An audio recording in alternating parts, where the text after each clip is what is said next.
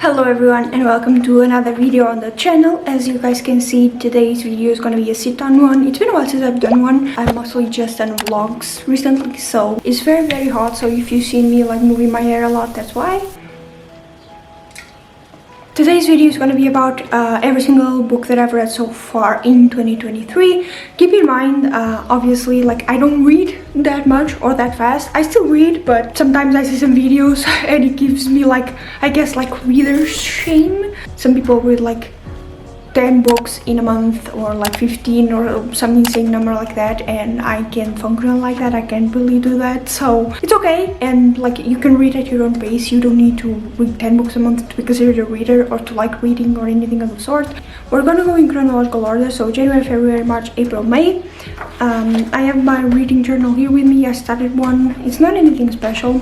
Let's start with January. In January of this year, I read 3 books, and they were a trilogy. I read The Cruel Prince, The Wicked King, and The Queen of Nothing. They're part of the Folk of the Year series. The first one being The Cruel Prince. I read this. I made a vlog reading all of this whole trilogy. Is the first time in my life where I've had urge to reread the books. I really want to reread The Queen of Nothing just because I think I enjoyed it that much, and I want to relive the joy that I got when I read that ending. When I got to that ending, I really liked it. So yeah, I have not read How the King of Elfhame Learned to Hate Stories, and I also haven't read The Stolen Heir. They are books that are on my like future reading prospects, but right now I have other books that I have to read retroactively.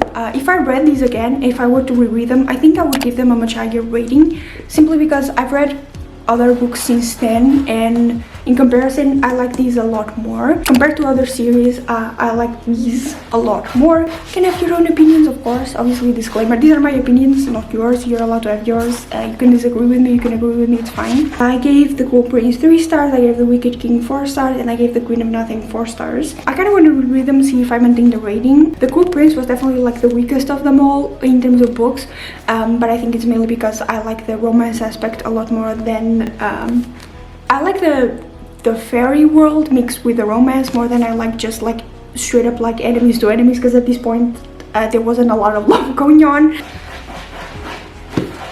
And I have a cat in a litter box. So these were the books that I started the year with, and I'm very happy. I got really obsessed with the whole world. All in all, a very good January and February, and I only read 2 books in February. I read I'm Glad My Mom Died, which is a memoir from Janet McCurdy, and I read It Ends With Us by Colleen Hoover. So we're gonna start with I'm Glad My Mom Died. About these 2 books, I did film a Get Ready With Me where I talked a little bit about both, more about It Ends With Us than I'm Glad My Mom Died, because at the point I had just finished It Ends With Us. I read this in like 2 days and I was pissed, so I wanted to talk about it. But I did also read I'm Glad My Mom Died. This one took me a little bit more to read, even though some of like the talk here I couldn't exactly relate per se. I didn't go through that. To me, like, eating disorder talk is still a little bit like, I wouldn't say it's triggering, because I've never had an eating disorder, or at least not a diagnosed one, but I have my problems with food, so hearing people talk about it, like, I wouldn't say triggers me, but makes me feel very uneasy, and I don't like hearing people talk about, you know, that kind of stuff. But I did annotate this book as well, and it was a ride. As someone who didn't grow up with cable, I talked about this in the vlog in the Get Ready With Me, but I didn't grow up with cable. I didn't grow up watching any of these shows, so I can only imagine how hard it must be for like people who grew up watching. First of all, how hard it must have been for her to live through all of this, but also to like grow up watching these shows and thinking that like, oh, these people must be also like handy dandy happy, and look at them, they're so successful, to not all to then find out that this type of shit was going on behind the scenes all the fucking time. But yeah, I really enjoy this. I feel like these types of books are very insightful when they talk about like struggles and what goes on behind the scenes, so that people don't commit the mistake of like glamorizing or falling in love with the idea that every actor is happy, or just because you're famous you're happy, or you have to be happy just because you're famous, all the stuff like that. You don't know what's going on. I give this 5 stars. But then I also read It Ends With Us. Like I said, I finished this book in 2 days, mainly because I wanted to get it over with. I want to make it clear that I don't think it's the worst book ever, but I really don't like this book. I think it's the way like Colleen Hoover writes, and I also think that is the way that she's, in my opinion, overhyped. My stomach is making noises because I'm hungry. To me, there's always a problem with when it comes to like overhyping books, because when people talk a lot about something and they say like they put it on this pedestal, I go into it thinking that this is going to be like the best book ever. It's going to have the best writing, it's going to have the best characters, it's going to have the best plot, it's going to have the best like character development, it's going to have like everything is going to be the best, and I'm going to be mind blown. And 9 times out of 10 that doesn't happen, and it leaves me disappointed. And I feel like this book was overhyped to hell and back, and it only hurts the book more to do that. Ending was what infuriated me more. I don't think there's anything wrong with writing characters that are like suffer abuse and go through that, and this story, I guess, it is like common. I guess it happens a lot. People go through abuse, people go through cycles of abuse, and they just continue the cycle, and this is a story about breaking the cycle. So that's good. I just don't like the way she writes like the abuser, and like how the relationship goes like afterwards. Like I said, I talked about it in my Get Ready With Me, but if this were me, I would not let this person be my child. I also hate the pregnancy plot. I don't know why it has to happen, but stop making people pregnant, please. I'm begging. Because I feel like once you abuse someone, you lose the right to communicate with them or anything related to them. That is my opinion. And if I was in a relationship with an abuser and I had a child with an abuser, I would do my best to keep that fucking person out of my life and out of my child's life. I don't care. They're the father. I don't give a fuck. I'm not even risking the chance of this person hurting my child. I'm sorry. No, absolutely not. And this doesn't exactly align with my morals when it comes to that. And it's weird. There's also like the weird relationship between the sister and the brother, Ryle. His name is Ryle, which by the way, it's the ugliest fucking name. If you have that name in real life, I'm so sorry, but like your parents did not love you. Ryle and like his sister that I forgot the name of because it doesn't fucking matter. Marceline, I think. Is it Marceline? I think it's Alyssa. I don't know. What did I get married? Their relationship is very weird. I'm not gonna say I understand because I don't have a sibling that's an abuser, so I don't think I would know how to react in that situation as well. But I also feel like how they went about it wasn't the correct one. They kind of just like tiptoed around it, like, oh, that's just Ryle, that's just what he does, when that's not how things should be treated as well. If you find out someone in your family is like an abuser to this point where like they just straight up like fucking hurt people like that, the least you can do, put them in therapy. Tell them, do not leave. You are not gonna go home. You will not see my like child, because she is like as a child as well. You will not see like anyone of our family until you get your shit together. I know she kind of like patched up that plot hole by saying that like he went to therapy, tried, and it didn't work, so I guess that's just what he does now. When there's like no, you keep trying. If you truly love the people around you, you fucking keep trying. And that's how like she portrays him, that like he cares, that's just what he does. And like I fucking hate that. I hate that with a passion, and this is just reigniting my hatred. I think I gave it a 2.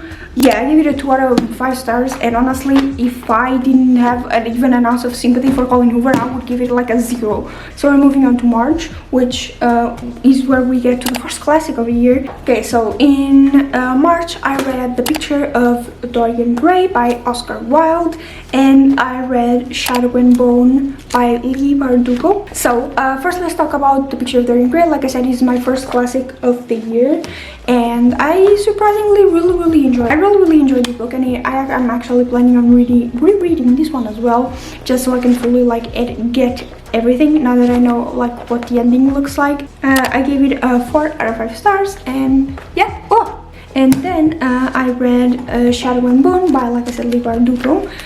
This is the first book of a trilogy, and it's also a TV series. The point of me reading this book and then reading the trilogy was so that I would then watch the TV series, or the Netflix series, and then make a video about it, be like, what's better, the books or the series? But then I later found out that the actual series is a mix between the Shadow and Bone and like the 3 books and Six of Crows thing, and I was like, are you fucking kidding me? So now I'm not gonna be able to make that video until I also read the Six of Crows. But I give this book a 3 out of 5 stars. I don't think it's bad. I don't know why I had such a hard time connecting to the characters, but I did. I feel like the most interesting character of this is definitely the Darkling. Is evil, yes. Very, very bad. Not a good man, let me clarify that. But at least he's interesting. I like his relationship, like complicated relationship, I guess, with people around him, and like his mother, and the fact that he's like eternal, and he's like grief for wanting, for being like so alone and solitude, and wanting just somebody to be like him, to stay with him forever, so that he's never alone again. I think it's more interesting than any of the other characters combined. It wasn't bad by any means. I still enjoyed reading it. I gave it a 3 out of 5. I still enjoyed it. It's still a good book, 100%. I'm not denying that. But yeah, there was the ones for March, and now we begin with April. Now, what happened in April was what I can only classify as a fucking miracle that I still have no idea how it happened. Because in April, I read 6 books. Let's start with the first one that I read, starting to finish reading, which was the X-Hex. I gave this book a 5 out of 5 stars, and this book is by Aaron Sterling. Oh my god, I have 2 bookmarks in here. I have no idea that I have them here. This is a book about witches and magic. She falls in love with this Welsh dude. They date for a couple months, and then he tells her, hey, by the way, I have to go back to Wales because my dad got me an arranged marriage. I'm just gonna tell him no, and then I can come back. She got mad at him, broke up with him, and like he went back to Wales, I think. Then she, as a joke with her cousin, they were like, oh, we're gonna curse him. And then he comes back to the town, I think, I don't know how many years later, and turns out that the curse actually worked. He was actually cursed, so they band together to try and save the town. By the way, his name is Riz, and is, like I said, well, she keeps saying Cariad, which I did search it when I was reading the book, which means my love, but now I actually know it because I'm studying Welsh. So keeps calling her Cariad, and I was like, you. This book is very, very cute. I wouldn't say like it's the best book I've ever read in my life, but the amount of serotonin and just like dopamine and happiness that I got just reading this book, that I gave like a 5 out of 5. I do know that there's a second book to this, which is called The Kiss Curse, if I'm not mistaken. I still haven't read it, and honestly I don't know if I have plans to read it, and I really fucking loved it. I highly recommend if you want to have like some smiley time. And then we go to another one. It's a very short book, and this one is in Portuguese by Sir Arthur Conan Doyle. This is a Sherlock Holmes book, but in Portuguese is Estudo em Vermelho. This is the first Sherlock Holmes case, so I was really curious to read it. Also, this book was very inexpensive. It was like €5. The book is very short. It's like 140 pages. I did say I hated the part where they started like explaining the past of the 2 people involved, which I don't want to spoil too much because it is a mystery. But when they went back in the past and started explaining everything, I was so fucking bored. It took me so long to read that part. I enjoyed it. I gave it a 4 out of 5, and I'm planning on reading more Sherlock Holmes. The third book that I read that month was The Politics of Reality, Essays in Feminist Theory by Marilyn Fry. I have had this book for I think more than 2 years at this point, and I was set on just finishing the book for once and for good. I do plan on rereading it. These are some of the pages. I highlighted a lot. I didn't tell it that much, but I highlighted it a lot, so I do plan on reading more books like this, not just fiction. I gave the book 4 out of 5 stars. Now we're gonna move on to Here You Are, You and Lie Tightly. I apologize for my tones, they're always horrible. The story is very cute. I always love the storyline of like the overly emotional guy, or like the overly emotional person with the emotionally repressed like other person when they get together. I recommend it. I think there is a version in English, I think. I gave this one a 4.5 stars. Let me show you some parts. This one, they're playing like the piano together. The art is so pretty, the art style. For the rest of the month, I read Siege and Storm and also Ruin and Rising. I finally finished this. I gave Siege and Storm 3 stars out of 5, and I gave Ruin and Rising 3 out of 5 as well. The overall like idea for this whole series, that it was okay. I didn't hate it. I feel like if I had to choose a favorite book, I would choose maybe the last one. I like the scenery a lot more. They were in the mountains. I cried reading this book, but I don't remember what part I cried. I think I cried when the Darkling died. I think that might have been it. I annotated them a lot, as you can see. I've color-coded them, not color-coded them, but like I matched the cover. This one's green, so this one's green as well. This one has blues and greens, and this one has more like reds and dark browns. So, right now, currently, I am reading 1984. If you've watched my vlogs recently, I've been struggling a lot. Oh yeah, by the way, in May I didn't read a single book. I think I started reading 1984. I read like 1 or 2 chapters in May. I am reading 1984. I do plan on finishing this book this month because I'm tired of looking at it and I want to finish it. I had the reading goal of reading 30 books this year.